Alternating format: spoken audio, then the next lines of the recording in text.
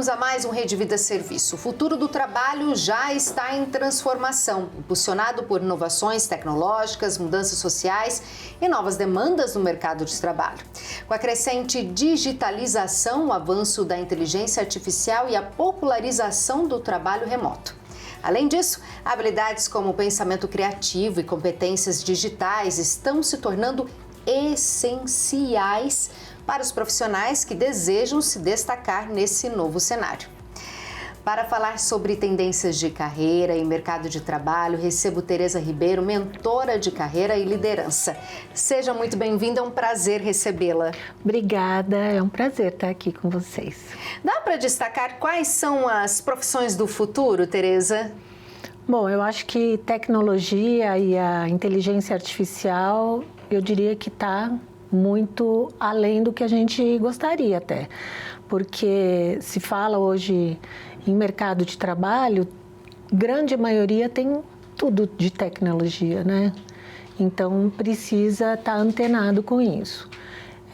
Acho que a parte de agricultura, o agronegócio, eu vejo como sim, disparado, como a gente observa empresas ou grandes empresas, né, na terra, que precisam tanto do RH, eu tenho amigas que trabalham no RH de fazendas ou de agronegócios, então eu penso muito nisso. A área da docência nunca vai sair, porque são novos profissionais e precisam da docência também, né? Então, a área médica, que vai entrar também com uma tecnologia, vai entrar não, né? Já está com as cirurgias robóticas. Sim. E essa mistura da inteligência artificial, desse avanço tecnológico, você acha que veio para contribuir ou ele pode, de um dia para o outro, tomar o nosso lugar, tomar o lugar do humano? Então, eu não vejo como tomar o lugar do humano. Porque se nós formos olhar, de alguma maneira, a gente utiliza dentro de casa. Tem pessoas que têm aqueles robozinhos, né? Bem simples para aspirar o pó da casa. Você coloca o próprio celular, é uma parte digital importante e que evolui. Evolui porque existem estudos que, vamos dizer assim, um modelo mais novo vem com uma evolução. E a gente está lá aprendendo essa evolução. São muitos aparelhos que a gente faz sem perceber, no dia a dia, coisas simples, que nos ajudam muito que a inteligência artificial ajuda muito. Para você ter uma ideia, a própria consulta médica.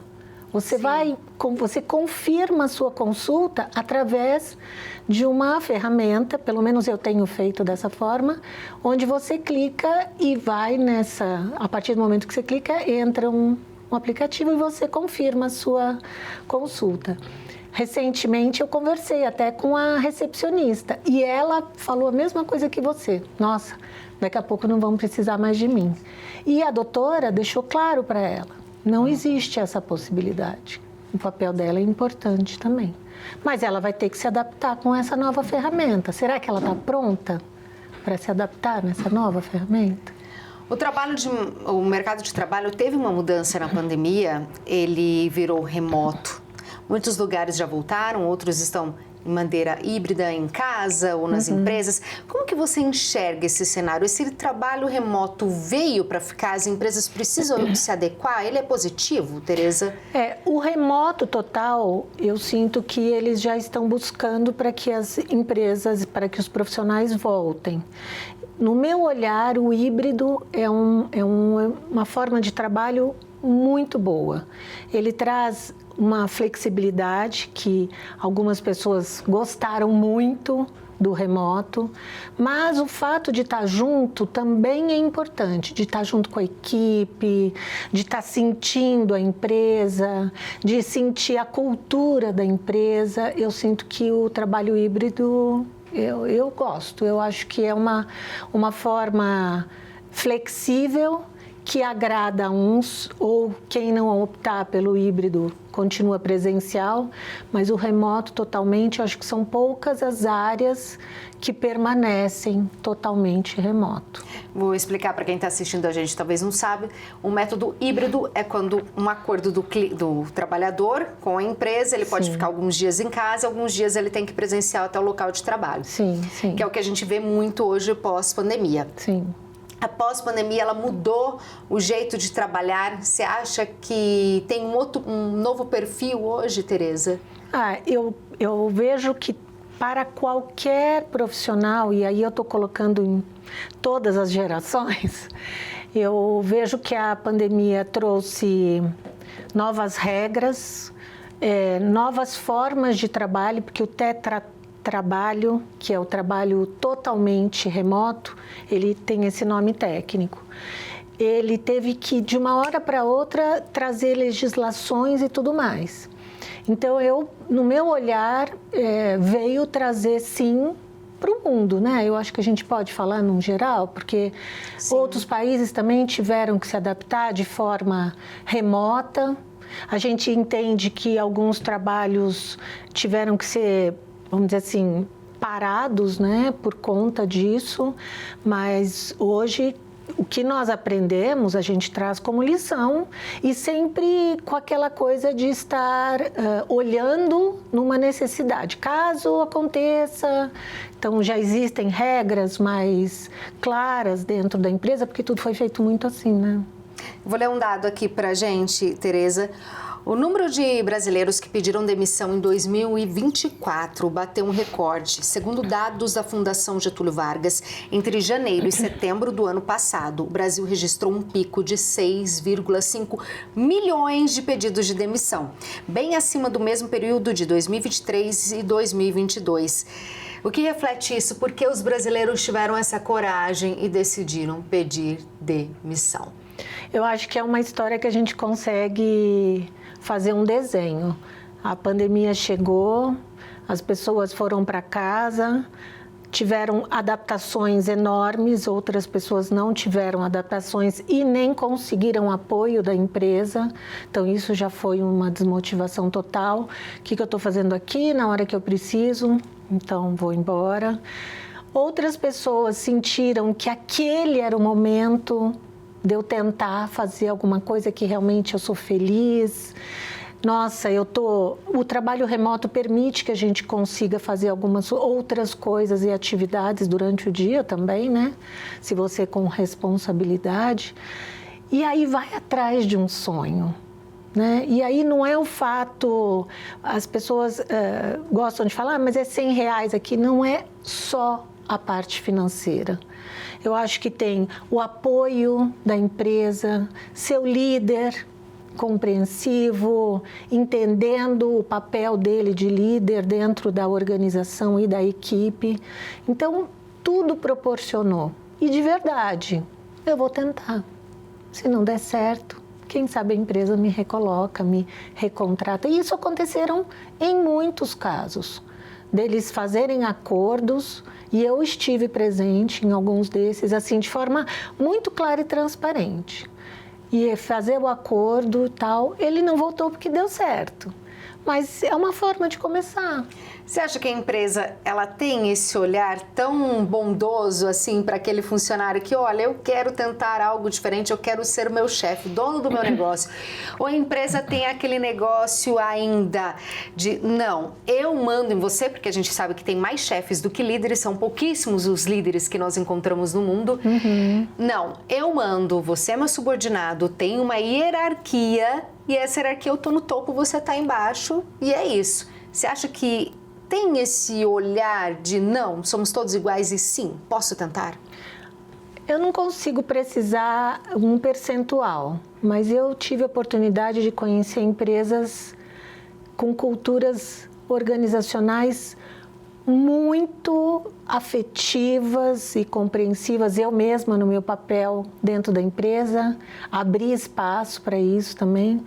Então, sim, algumas empresas eu diria que sim. Outras diria, não, você vai sair, mas daqui você não volta. Isso eu acho que também existe. A gente também não pode só fazer uma realidade colorida, né? Estou falando que existem os dois. Como que os chefes, os líderes, as empresas, elas podem incentivar esse funcionário, talvez se ele é importante para ela não sair, mas perceber que ali é o lugar dele, que ele tem valor e que ele tem um jeito de fazer uma carreira de trabalho ali e ser feliz e bem-sucedido? A partir do momento que a empresa tem uma cultura de avaliação, então eu vou fazer uma avaliação, tem empresas que fazem avaliações de performance uma vez por ano, mas se você contempla que 2 vezes por ano você senta para conversar com ele sobre as ações dele, sobre as respostas que ele está trazendo, os resultados, enfim, fazer um balanço, trazer um feedback. Eu acredito que seja super possível de você caminhar junto com ele. Eu olho, hoje em dia, muitas pessoas falam assim, mas quando você vai fazer um processo seletivo, mas aqui tem plano de carreira, que foi pouco da sua pergunta. Então, mas o plano de carreira é da empresa que você vai se adaptar ou você tem o seu plano de carreira? Você já pensou que você pode ter o seu plano de carreira? E quem sabe adaptar-se à empresa? Se existe uma cultura de franqueza, de transparência, você com seu líder consegue conversar. E olha, isso não é utópico, tá? De você falar, mas Tereza, existe. Não! Pensa que você está entrando, sei lá, numa empresa que fabrica papelão, né? Alguma coisa voltada para reciclagem, que a ESG está muito. Sim. E lá dentro você percebe que você está como estágio e ainda não escolheu sua área de trabalho. Ali, quem sabe, pode te ajudar a escolher uma área porque você também gostou da área que você está trabalhando ou exercendo alguma atividade. Então, sim, eu acho que os dois juntos, mas não pensar que o plano de carreira é obrigação da empresa. Escrever o seu plano é maravilhoso. Sabe, por aquele sonho que você tem no papel e fazer com que aquilo, pelo menos uma parte, você consiga. Nossa, gente, eu fico até arrepiada, assim. Emocionada de acompanhar conquistas. Tereza, qual que é o perfil do jovem trabalhador? Vamos falar um pouquinho desse perfil que é tão diferente muitas vezes do nosso, que já estamos aqui na geração 40 mais. Como que é dessa juventude que está chegando e movimentando o mercado de trabalho? Qual que é o perfil dessa juventude? Eu acho que eles são muito livres. Não sei se a palavra livre fica muito aberta, mas eles têm uma alegria, uma motivação, precisam da flexibilidade da empresa, então entender algumas coisas que a gente às vezes fala, eu vou sair para almoçar, posso voltar mais tarde? Tipo, você não tem nem resposta, né, para falar, porque você tem horários. Mas eu acho que a motivação, a criatividade, a facilidade, muitas vezes, de convívio dentro, porque eles são fáceis de conviver. Trabalhe em cima de propósitos, em cima de valores que você faça conexão com eles, eles vão trabalhar de uma maneira organizada. E outra, se eles gostam da empresa, nossa, a gente nem fala de vestir a camisa, né? Nossa, é impressionante. Mas essa liberdade que você falou no começo, que às vezes era muito ampla, a liberdade, também pode ser denotada como uma falta de comprometimento, de ter que seguir somente a cartilha que eles acham que é a certa, como eu quero fazer um horário de almoço estendido, ou não quero trabalhar de sábado e domingo porque eu quero ir numa rave. Você acha que falta, talvez, para essa geração um pouco de comprometimento, entender que se você está numa empresa, tem regras, tem horário, como tudo na vida? Com certeza, eu gostaria muito que ele que está entrando jovem agisse da mesma maneira que o outro que já está há um tempão aqui e que fala, beleza, Tereza, mas essas falas, elas fizeram, de verdade, a gente fazer algumas mudanças nas regras organizacionais, né? Por exemplo, a festa, é sua data de aniversário, o que ele quer? Ele quer não vir à empresa. Isso não é uma novidade, mas são áreas e são inovações que eles trazem de forma simplista, porque a hora que ele pede, posso voltar mais tarde do almoço? Não é pensando em dar chapéu, né? Como é que a gente fala? Em não fazer a coisa de forma correta. Mas simplesmente porque ele precisava chegar mais tarde. E aí você fala, mas eu no meu lugar, eu não perguntaria nunca isso, eu seguiria as regras. Então, aí quem está certo, quem está errado? Talvez a gente tenha muito a aprender com eles, porque a nossa geração foi a geração de seguir regras, mas será que somos felizes? Será que alcançamos o que quisemos? Então. Será que esse vigor que vem deles é também para ensinar? Mas as empresas, elas estão preparadas para esse novo perfil de trabalhador? Dizer uma palavra só? Não. Pode aprofundar. Eu penso que são empresas que têm as regras e que elas precisam ser atualizadas nessa cultura para olhar mesmo esses valores. Então, vou contratar uma equipe de estagiário, uma equipe que eu digo que precisa ter um número X para você contratar o estagiário. Então, você vai contratar 3. Gente, eles vêm iguais, cheios de gás, cheios de vontades, uns por conta de personalidade, porque a gente não está também dizendo que todo mundo é perfeitamente igual, mas as personalidades, elas atraem essa juventude. Mesclar esse pessoal, né, de colocar pessoas com mais experiência dentro. E olha, eu vou dizer que o resultado é muito legal, porque o que tem mais experiência e está lá na empresa há muito mais tempo, eles começam a olhar e entender que, nossa, pode ser legal, né? E se ele permite, se ele fala, né? E se ele fala, por que eu não posso falar? Então, eu diria assim, as empresas estão prontas para fazer suas mudanças, sim, mas não estão prontas para tantas novidades de uma hora assim, eu diria. E esse trabalho que você falou de mesclar o mais experiente com o mais jovem, você acha que tem uma certa resistência maior daquele que já está há algum tempo fazendo da mesma forma, da mesma cartilha? Porque muitas vezes as pessoas têm preguiça, acomodação, não têm vontade de pensar diferente. Você acha que dos antigos tem uma certa resistência? O que esse menino que tem idade para ser meu filho, meu neto, vai poder me ensinar? Então, eu acho que nós somos resistentes a mudanças. Eu vou pôr tudo num nós mesmo. Sim. Então, na hora que a gente entende que chegou uma pessoa mais jovem, vou falar do mais jovem e do mais experiente. Chegou uma pessoa mais jovem e que olha para aquele processo que está acontecendo lá e que sempre foi daquele jeito, que aquela pessoa fez sempre. E ele pega e dá uma mudada no processo, na maneira como é feito e dá resultado, como que o outro olha? Ele é, sim, eu vou falar no meu olhar. Nossa, eu estou aqui há tanto tempo e não tinha pensado na possibilidade de mudar. Então, essa resistência de falar, não, mas aqui sempre foi igual. Não, eles não permitem que mudem. Isso, inclusive, é uma frase que a gente escuta. Eles, donos, não permitem que a gente mude. Mas a hora que a gente otimiza o processo, como que a empresa não vai achar bom? Você otimizou o processo. Da mesma maneira que você, jovem, otimizou o processo e trouxe essa mudança dentro do departamento, o mais experiente vai falar, olha, legal, mas eu acho que tem que tomar um pouco mais de cuidado naquela etapa, ou um pouco mais de atenção, ou tirar aquela parte dali que você não observou. Então, imagina isso.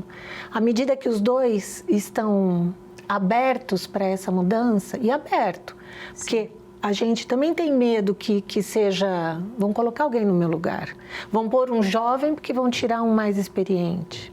E não é por aí, ou melhor, não é sempre por aí, porque isso acontece. Pode acontecer, sim.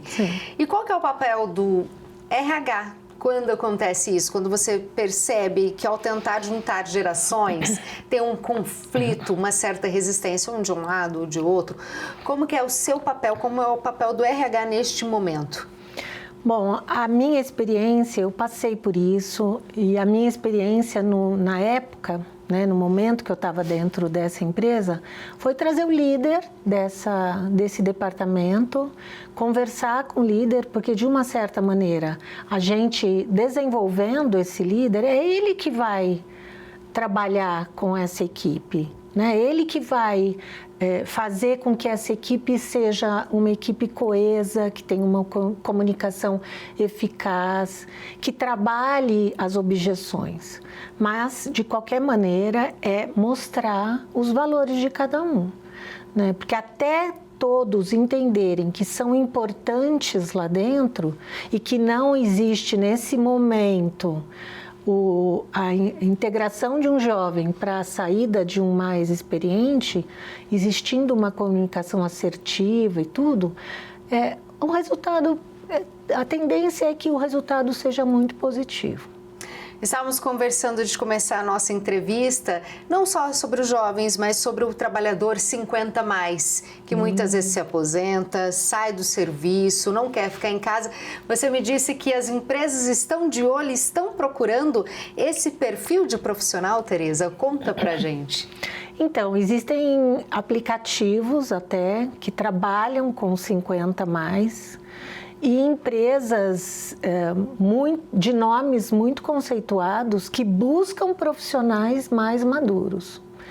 E a hora que a gente vê as habilidades, né, as soft skills para esses, que são as habilidades mais simples para esses profissionais, a flexibilidade ela vem como sendo uma das mais importantes. Então, de você estar aberto para entender o que está acontecendo. A parte de estudo é super importante. Eu diria que, eu não sei, eu acho que é um momento muito grande e promissor para os profissionais de 50+. Muito promissor. Eu ainda quando eu faço alguns processos seletivos, eu pergunto para a empresa, olha, posso pôr pessoas mais maduras? Ah, madura quanto? Algumas empresas topam, outras empresas ainda não. Mas porque a cultura deles ainda não permite. Mas entender que eles trazem uma experiência muito boa é uma realidade. Precisam adaptar-se aos modelos ou se aperfeiçoar tecnologias, enfim. Mas eu acredito que eles estão num momento muito mágico.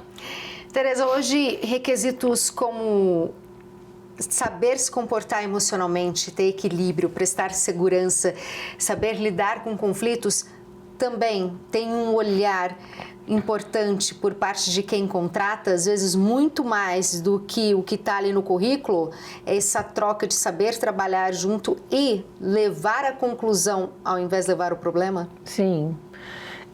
Lembrando que elas são habilidades que a gente pode desenvolver, né? Tanto a comunicação, a gente fala muito de comunicação não violenta, que abrange todo o nosso processo de comunicação.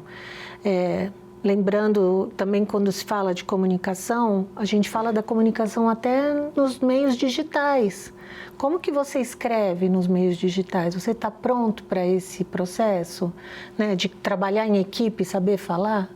Então, sim, trabalhar em equipe, essas habilidades fortes, que a parte emocional ela é muito importante, que independente de idade, né, Ana, vamos ser bastante clara, não importa a idade. Eu acho que uma das habilidades que é o processo emocional, ela tanto está no estagiário que está iniciando, quanto aquele com mais experiência. Então, sim, são soft skills importantes para o desenvolvimento, habilidades técnicas, comportamentais, para você estar dentro de uma empresa. A gente está terminando nossa entrevista, nosso bate-papo. Deixa aquela mensagem, aquele recado para quem está assistindo o seu programa, ou quer uma vaga de emprego, ou quer a independência financeira. Que mensagem você tem para dar, Tereza? Eu acho que, de qualquer maneira, network é uma habilidade que as pessoas precisam. E o network não são só as redes sociais, é você manter contatos mesmo com as pessoas, entender que essas pessoas vão te conhecer e sim ou não vão te recomendar. Porque, querendo ou não, a gente encontra algumas pessoas e fala, nossa, tem uma empresa que é a sua cara. Porém, nananana. Ou o contrário. Nossa, ainda bem que eu te encontrei. Tem uma empresa que é a sua cara. Você precisa trabalhar lá. Me dá seu currículo. E imaginar que um currículo atualizado tem que estar com ele prontinho dentro do seu computador. E o atualizado também é estar se atualizando. Trabalhar autoconhecimento, existem treinamentos para isso, e trabalhar o autodesenvolvimento. Então, entender um pouco da sua área, ou buscar ferramentas que você não entenda muito bem, mas você está buscando para compreender. Nunca deixe de se atualizar. Eu acho que a palavra, ela tem que existir constância mesmo. Rede social é legal, mas os amigos do seu networking precisa estar atualizado também. Adorei, muito obrigada, aprendi muito com você. Eu adorei estar aqui também, obrigada. Este foi o Rede Vida Serviços sobre tendências no mercado de trabalho com a mentora de carreira Tereza Ribeiro. O que ficou de lição hoje é: esteja aberto para novas experiências e para aprender com aquele colega de trabalho, ou mais velho ou mais jovem, todo mundo sempre tem um pouco para partilhar. Este foi o nosso encontro. Até mais. Tchau, tchau.